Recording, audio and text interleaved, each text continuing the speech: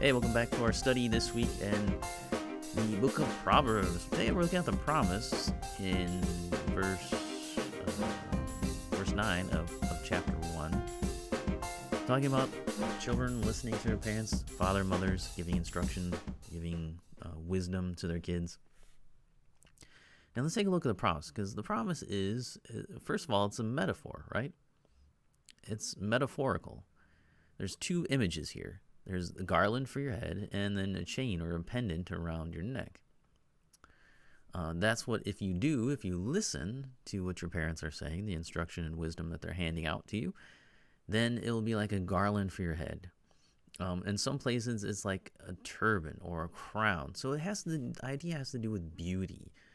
It's making you beautiful. A garland, it's a decoration, right? That's what it is. And so here it is. The promise is that if you do this, it'll be beautiful for you. This is something that will make you beautiful if you listen to your parents' instructions. Most people, especially young ladies, they want to be beautiful. Well, here you go. You want to be handsome. You want to be a man. Then here's what you need to do. Listen to your mom. Listen to your dad. Listen to what they're saying. It will be beautiful to you. This will make you inner beauty if you listen to your parents. So do that. And then the second one is a chain around your neck. In Genesis 41:42, it talks about Joseph getting a chain around his neck. And this throughout the Old Testament, if you understand the Old Testament imagery here, the chain around the neck has to do with royalty. That's what it is. So not everyone was walking around with chains around their neck. But the chain around their neck symbolizes that you are now authoritative. So if you look at the story of Joseph in Genesis 41, it says, Then Pharaoh took his signet ring from his hand and put it on Joseph's hand and clothed him in garments of fine linen and put a gold chain around his neck. There you go. See, it's the gold chain. So if you're listening to your father and mother and their instructions, their wisdom that they're giving to you and that they're trying to instill in you, if you listen and don't forsake it, then that will always be a chain, a sign of royalty. You are now royal children. You are prince and princesses if you listen to your father and mother's instruction, who are giving you the instruction of the Lord. That's why. So you will be the children of the king, right? Because you got the under kings, the prince and princess, which are really your mom and dad, who are teaching you as prince and princesses to obey the king. And so that will make you royal. Now you're part of the royal family if you listen to what they're telling you. If you don't, then you're outside. You won't have that beauty. You won't have that royalty, and you're missing out. So God's prescription for the desire of our heart, for beauty and for royalty, is right here. It's pretty amazing. If you look at 1 Peter 3, let's go to 1 Peter chapter 3.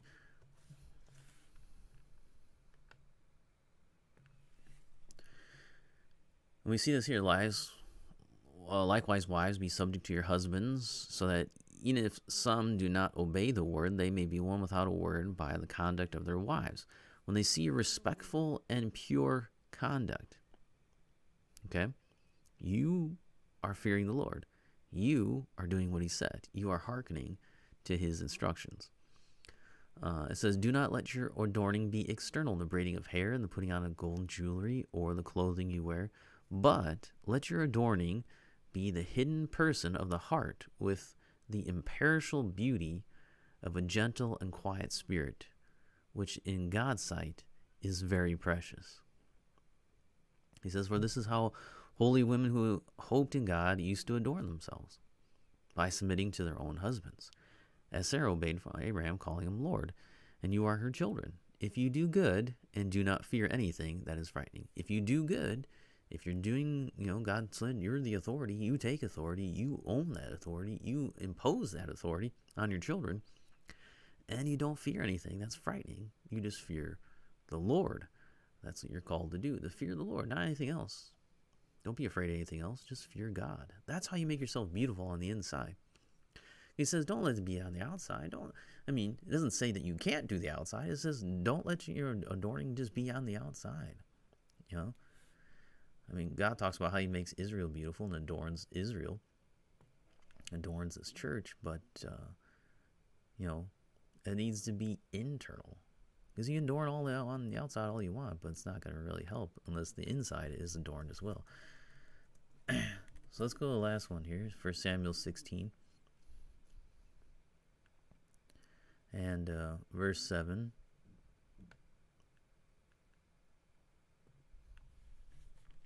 This is what King David, right? So Eliab comes, is David's brother, and he says, surely the Lord's anointed is before him. This is going to be the king, right? Because he's handsome, he's good looking, he's number one. He says, nope. The Lord says to him, do not look on his appearance or on the height of his stature, because I have rejected him. For the Lord sees not as man sees. Man looks on the outward appearance, but the Lord looks on the heart. That's the key. So if you want to be beautiful, no matter what your outward appearance looks like, you obey the Lord. And God's prescription for the desire of our heart, for beauty, for royalty, is to obey him and to obey our parents. That's it. He looks on the heart. Where's our heart at? The heart's beauty is where we find beauty and true beauty and royalty. And so that's what we need. So let me finish there for this part of our study. That's the promise there. So if you obey, listen to your mother and father, listen to your parents, then you will be beautiful in God's sight. You will be royalty in God's sight. And that's what really matters. That's what we want. That's our desire of our heart, is to do that. Little girls want to be princess, right? Little boys want to be the man. Well, here you go. Be the man. Be the king. Be the ruler by listening to your mom and dad. Let's stop there, and next time we'll look at the applications for it.